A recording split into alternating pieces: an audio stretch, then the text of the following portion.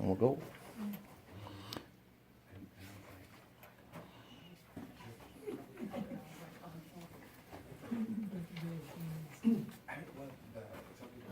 I brought the tripod, but that's just so that the eraser goes in the stall and have it. Okay. I just had it in my art equipment, but it actually works. It works perfect. It's soft on the phone. Okay. Cool. All right, you say the coding is on the left off, and I'm thinking I took it all the way to that stop sign. The coding is red. I see some people have books open in all different spots. I think I took it Can you rediscover about the kid at past kindergarten? this. Yeah. Yep. We read that I story. read that story. Yep. Yeah, so I think I took it all the way up to here. No, I preached today, so I don't have any more to say about theology today, so. I don't even want to talk about it. It went well, but I like live in the zone for about 2 weeks and then dump it out on Sunday morning and I'll watch it. I'll watch it a couple days from now, see if I said what I thought I said. But anything you guys been thinking about since this is it, right? Last run? Okay. So I'm trying to get as far as I can get you guys through. Anything you're thinking about from last time? That you're playing around a little bit? I think the connecting before you correct idea and just Okay. making sure that there's, that kind of friendship there. Right. And that you're speaking to them on a level of kindness and love. Right. We are, at our church this morning, it was Ephesians 6 and Okay. just talking about, Very good. not exasperating children and frustrating them but yet correcting them in a loving way, and so. That whole image has been used, when I first went to seminary, I came up here in '83 and that frame was used, and I think we were reading Dare to Discipline or something like that in the parent ed class that I took 2 of them when I was there, and so that's that sort of was designed on, it's important for a Christian parent, they have to break the will of their kid, and stuff that really wouldn't fly. With the brain science now, it really wouldn't fly, but that's really sort of was the biblical mandate. That's their interpretation of that passage was, and skipping over that passage, so spoil the rod, they were doing that kind of thing, and skipping over Paul's very clear mandate to fathers don't exasperate your children, which is really about not allowing for release. So, it's like a crock pot, or like a pressure cooker. Yeah. It's like creating a pressure cooker for a kid and not allowing a steam valve. So, and it doesn't teach kids good Not at all. EQ either in terms of emotional intelligence. I mean, if I tell you no, it should be okay for you to not like the no. And as long as your feet move in the right direction and you do what you want. I mean, we don't want to shut down your response. But I grew up in a house where children would be seen, not heard. And if you sort of rolled your eyes, you might be flying across the room. And so you got to find your line for that. But that's cool. They're teaching that stuff, and because the brain science doesn't back it up at all. I mean, what we do to our kids, and now we know they can look at your brain. It's bad. So it's cool. I'm glad that's cool. Anything else that you guys think about takes with you today, the 3 weeks we've been together before? Okay. All right. I'm gonna take off then. All right. So, anybody here, and I say this in sort of honor of this gentleman and their teamwork, but Gary Smalley and John Trent. Anybody know who he is? Mm-hmm. So, Gary Smalley died this summer. I think it was this summer. I think it was summer or the fall he Yeah. died. And so, and his first claim to fame was a book called The Blessing. And there's a psychologist that works with girls that lives in Omaha, and their writings, even though they're philosophically a little differently, but their writings are Mary Pfeiffer, who wrote Ophelia, and some really cool books about how to work with girls, and but she wrote a book called Sheltering Each Other. It's the same thing, similar to what Gary Smalley and John Trent did in The Blessing, was to sort of look at the 5 kind of things that are important. So what we want to do is kind of look at those 5 things, kind of a revisit of what I talked about last week, which is 2 weeks ago, which is he really lands on this kind of thing of it's sort of like a overlay in terms of am I when I look scripturally, am I doing the things that are necessary for my kid to thrive? That's the question. And first thing is, do I have meaningful contact, which means it's not task-based contact, it's relationship-based contact. It's not where I'm not teaching them to be responsible, getting them to do something. It's the kind of contact you have when you sit down with your kids at the dinner table, or when you go to put them to bed. And don't get it twisted, teenagers and middle school kids really do like that as much as the little kids do. They just won't act like they don't. But they still appreciate mom and dad coming to the room and get, knock first, that kind of thing, whatever. But different areas where you have neutral contact, where I'm having, I call it shoulder-to-shoulder conversation. You see, in America, anytime you eyeball to eyeball, it's adversarial most of the time. Okay, so when I'm gonna talk to my kid and I start here, their brain will automatically go, oh no. So this is better, shoulder to shoulder. Now this works even better with boys than it does girls.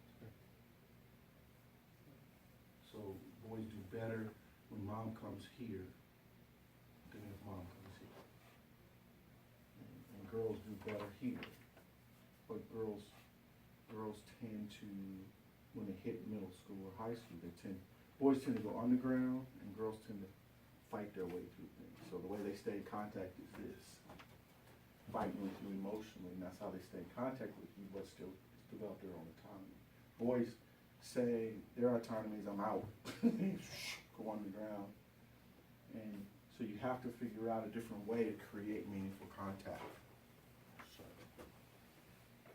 Okay, then I have to figure out what the language of love is for my kid, right?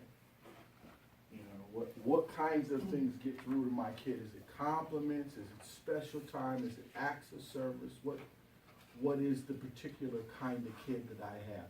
When they want to demonstrate that they love you, what is it that they do?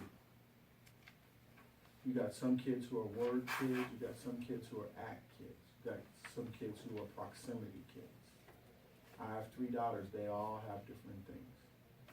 So my oldest daughter doesn't want anybody touching her. So she's not a hug kid, she's not and she's really careful with her words, but she's the kind of kid that she's a shoulder to shoulder, dad helped me with the project. She calls me more now than she ever has, because she's a teacher and she's going to grad school to be a counselor, and so she got all these questions for me. Now I'm an expert now, But when she was in high school and middle school, her and our relationship language was love. She didn't like to talk, but like when she took her athletics really to her heart. So like her senior year when they lost the championship game by 2 points in the 5th set, lost the opportunity to go play in the championship game. She came and found me, and she doesn't talk. She just puts her head in my neck. And my wife would say, how come they always cry with you? But I have all 3 of my daughters come find me. And they talk to my wife all the time, but in those times they come find me and they put their head in my shoulder. And she didn't say a word. I caught her upstairs at the arena. I knew she was looking for me, and so I said, Bud, come here. And I put my hand around her, she just fell apart. And then I walked her out of the way because I knew she didn't want to talk to people. And so you have to find out, and each of you as partners in the relationship bring something different to the kids. So, and sometimes, and I'm going to say this, and you can roll your eyes at me, but sometimes in a coupleship you're going to experience some envy in that I wish I had that kind of relationship with my daughter, my husband has, or I wish I had that kind of relationship with my son, my wife has. That's just the way it works. You guys bring different things to the table, and you have to be okay with that. you have to know when to do the tag team. So, I have to understand what the language is, and then I have to, because the language will also dictate how I express positive value to my kid. Right? So if my kid really receives things well verbally, then the way I let her know or let him know that I love the crap out of him is I talk to him. If my kid's kind of quiet, then I have a middle kid who would rather her and I wrote. We created this journal, which was a dad-daughter journal, and she would write her complaints to me in the journal, and I would write my response to her, or I would write compliments to her games, because she didn't want to talk to me about it. And so we had this note thing that we did with each other. Right? But that's because that's how that kid worked, you know. So I couldn't have that conversation, but I could say what I loved about her in that journal, and it would get through, you know. Another kid, I could give her a song, you know. My youngest kid, I would draw her stuff, and she kept them in her room. She had a different intake. It wasn't words. It was she liked acts of kindness. So I would do this poster for her Roosevelt game. Next thing I know, she would have it up on the wall in her room, and I'd say, "How do you know I love you?" Well, because all this stuff you do for me. And I knew she's an acts of kindness kid. You know, so you got to figure that out, because that's how you love them. So that, you know, train a child in the way they should go, which means I don't love them the way I love them. I love them the way they need to be, the way their input signal works. I got to figure that out. What is their input signal, and how do I load messages on the input signal in the right way? And typically what happens is we think they should know we love them because we love them the way we love, the way we like to be loved. Like if I'm a verbal guy, I say all this stuff. And with a kid who's not verbal, that stuff doesn't even land. You know, so that's the interesting thing. Doesn't even land. So, because their intake is, how come you didn't do that for me? If you would have loved me, you'd do this stuff for me. And so I gotta find that out. What the intake valve is for that. And then Gary would say that the other thing that we want to do is predict destiny and forecast cool outcomes. You know, what do you suppose? I mean, you guys all have kids. If I was to pick on you and say, okay, what are your kids gonna, when they grow up? What are they capable of? How many kids you got? 2. And your oldest is? She's 11. And what's she capable of? If you were to forecast her future, what would you say she's got the internal workings to be? A gymnast. Okay. Okay. How good are gymnasts? She can go pretty far, but So those are things I say. You know, I don't lock her into that, but I stroke that. right. Boy, I really like. You know what I can see down the road? So you can do it short term. You know, I think you might have a spot on the high school team. You can do it long term too, depending on the kid. Boy, but this might take you all the way through college. Did you know that? I mean, I did that good. You don't have to work, but you know. What about you two? You got how many kids? Okay. Oldest is. 19, So what's your youngest? 16, Okay. What do you see that 16-year-old being able to do? Himself or herself? her, anything she sets her mind. I know, but Yeah, I know. you got those kind of kids. But I mean, Yeah. what would her skill set be best really suited well for? She's a good writer. I think she could be a good counselor. Okay. You know, so you start to anticipate those kinds of things, and sometimes you have to anticipate those things when the kid's driving you nuts. Because sometimes those behaviors that you want to go away are the things that's going to make them great when they get older. They drive you batty, they drive me batty, but they're also the things that may be absolutely useful to them in that career that they choose. And that gives them a resilience. Yes. I met with a 12-year-old girl in the hospital who had tried to commit suicide. Just very sad situation. And so I said to her, did you think this is what 12 would look like? And she said, no. So what did you think 12 would look like? I thought I'd be getting along with my parents and I'd be getting good grades. I was like, well, what do you think 18 will look like? Graduating from school. And I said, what about 21? Hopefully not in jail. Okay. And I was like, well, if you're not in jail, then what? You know, but just helping project the future. Right. What it could be. Right. So So you start to think about how even with your kids, because all of you guys have kids, and some of you have kids who are discouraged for no reason but their own stuff or for a reason. But the discouragement can dictate the future, and you can help the kids restore that. Mhm. You know, you can help kids rewrite the story because you have a king on your side. So, you know, you can even introduce Jesus as a way to rewrite the story. So what would happen is this was supposed to be useful. How might this be useful for a positive outcome? You have kids that, you know, I get these knucklehead kids that I love, and you know, guy says to me, I'm gonna be a pimp. I'm like, oh, okay. You know, and you could freak out about that, right? You could go like, oh, come on, dude, really? And I'm like, oh, so you're an entrepreneur. Well, he didn't know what that was. You know, entrepreneur, what? I said, entrepreneur, businessman. Oh, yeah, I'm a businessman. I said, so you could probably do pimp or something else in the same thing. You know, so we start to buy some space for some other occupations, right? Pimp and. Yeah. What else do pimps do that you can do? You know, like, you know. Then he said, well, if I'm not a pimp, then maybe I could get a pro athlete and be his agent. I'm like, that's the same thing, but it's in a whole positive way. Right? You know, so, but kids need to not experience judgment so they can put crazy out there and you don't go, oh my God. You go, all right. And then I'm looking for, mining for, okay, what's the skill set he's using? And how might we shape that to a different place? I liked what you said about, I don't know how you said it, but giving space, like the gymnast, you know, you could do this, but when Joseph was I don't know how, he was a good little athlete, and he played flag football, and then people were saying, I can't wait to watch you in college or high school, I can't wait to, and the pressure of that was too much. Right. He didn't play sports. I think he was scared of what if I'm not as good as Right. everybody thinks I could be. Right. So you always have to not lock a kid in and give them Yep, space that's to what sort you of said. bail, you know. I'm gonna give them space to sort of change their mind, you know, because a lot of times kids are real dialed into your expectations and they won't change their mind.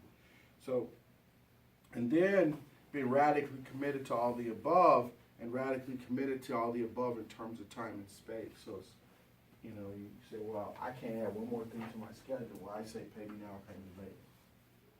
You know, I mean, you're either gonna add time because you're coming to see me, and now it's a crazy 2-hour session out of, you know, I'm taking up 2 hours every day or 3 hours every day, depending on how long it takes to get to the office.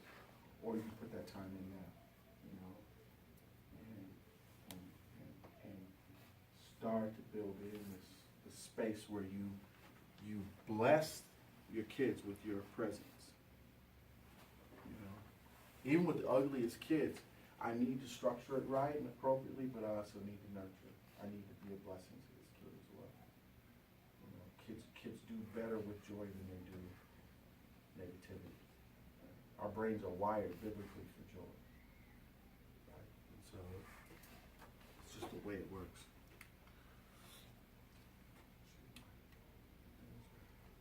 All right, let's look at a little bit of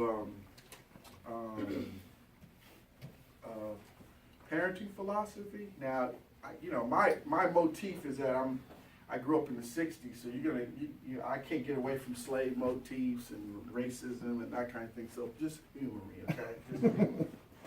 Okay.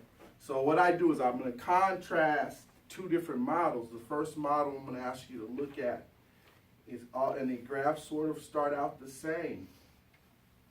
But the plantation model, good doses of law, sweat, and fear, right? So, and know this, when I contrast the model, you're not going to be in one place. You're going to bounce back and forth. Because this model is written in all our hearts. You can do it with your eyes closed. Okay, you can do it with good parents or bad parenting. And all of us do it really well. The other model's a little harder because it works. But if you think something disappointing happens to my kid's perspective, and I'm thinking that's, you know, so the challenge comes to me as a parent, I'm using self-guided or self-protective thinking. And when you do that, you're focused on keeping what you have and getting what you want. So I call that killing, coveting, and destroying. So what happens is I wanna keep the status I have or keep the image of the kid I have, or I don't want that violated. Okay? So my energy then, because I'm threatened and I'm afraid, is self-generated energy directed at misdirected focus, misdirected mission, and misdirected things I trust. Misdirected focus is that I'm focusing on behavior. Misdirected mission is that I'm focused on outcome. And misdirected trust is that I trust my own understanding about what's going on with the kids. I'm not using my wife, I'm not using scripture, I'm not, or whatever it is you use, wise counsel to come alongside me to help me with my kids. And what happens is both the kid and the parents in that situation end up dehydrated. So disappointment always is going to happen. Disappointment is the stuff that happens because of the way I am, and stuff that happens because of the way my kid is, or the stuff that happens because we together live in a broke place. And our natural inclination is to be self-guided. The natural indication is to have self-protective thinking and self-generated energy. I've got to muster it up. And to have the wrong focus, mission, and not trust the right thing. And that typically leads to dehydration. Showing on TV. It typically leads to why Jesus said, "All ye who are weary and heavy laden, come find rest," is because people were invested in things that created dehydration.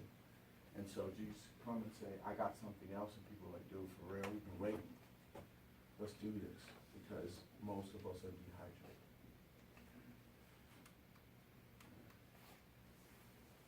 And what happens in that parenting strategy wise, what happens is that the outcome is a client based on controls and demands for change.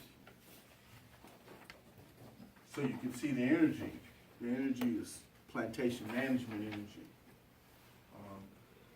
And if you've seen 12 Years a Slave, you know now, finally they've shown it. They used to always make it look like the slave life was all jacked up and the plantation owner's life was great. And in 12 Years a Slave, anybody see that movie when it came out? Some of you saw it. And so when you see that, you see the whole plantation system's jacked up, from the top down. And that's the way it works out.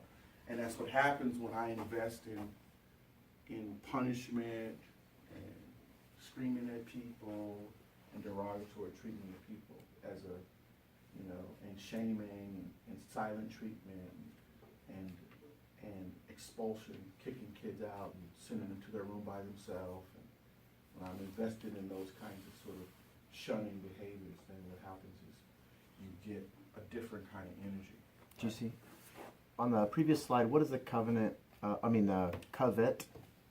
What does that look like?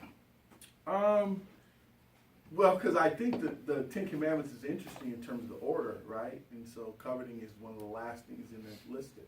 But I think it's one of the most dangerous. So coveting is, I kill, James says it. When I don't get what I want, I'm willing to kill and covet. And it's based on my desire to have what, I wish my kids operated like you guys as kids operated. So I treat my kids like this because they don't operate like, and I covet somebody else's outcome, and I'm willing then to kill my kids and destroy to get that. To me, I did preach this morning about Gollum. Anybody know Lord of the Rings? And I asked people what's their precious. And as a parent, what's your precious? What's the thing you might destroy your kid over?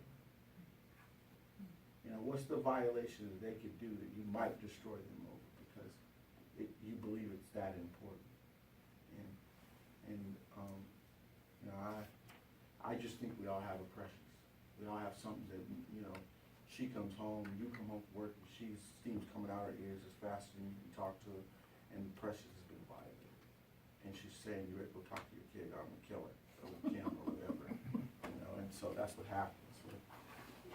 So what happens is I have an outcome that I'm invested in, and then I'm willing to barricade and punish to help it. So I'm gonna keep what I have and get what I want. And it's not an open system; it's a closed system. So what that means is in a closed system, I gotta close ranks. I don't open ranks. So in a closed system, feedback goes like this, and it stays the same. And if somebody tries to intrude and give somebody a different point of view, the system just corrects to keep things the same. So the loop always goes this way. And in an open system, feedback can come in here, and then the system, so feedback comes in, hits here, the system takes it, it may do this and change the route because of the feedback that it got. Because the system, an open system, feedback is important and listened to. And feedback means I listen and adjust to what people tell me. So if I'm in a climate of control and demand, I'm keeping things the same. And then if feedback starts to come, I just build walls.